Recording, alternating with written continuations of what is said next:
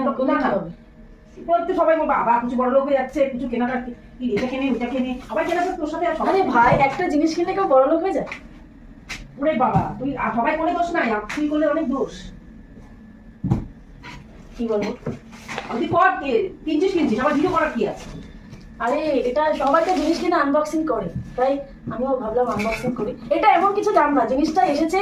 আর অ্যামাজনের বেশিরভাগ জিনিস, যে এই জিনিসগুলোর মানে বক্সিংটা অনেক বেশি হেভি হয়, কিন্তু সেরকম ভেতরে কিছুই থাকে না।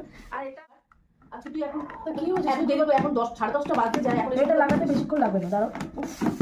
মানে কোনো কিছু একটা কিনলে আগে তুমি একটা এমন করতে থাকো না, মানে মুডটাই খারাপ করে। আরে ঘরে আর কি দরকার আছে? ঘরে জাম করা, ভাড়া বাড়ি, তারপরে এত জিনিস হয়ে গেছে। তা মানুষের ভাড়া বাড়ি বললে কি, ভাড়া বাড়ি থাকলে কি মানুষের কোনো জিনিসের শখ করতে নেই? এরকম কোথায় লেখা আছে? আমি কি ভুলভাল লাগাচ্ছি বটে, তার চেয়েও বেশি ছিল আমার দরকার। তো এটা আমি পরে কোনো এক ভিডিওতে তোমাদের সাথে শেয়ার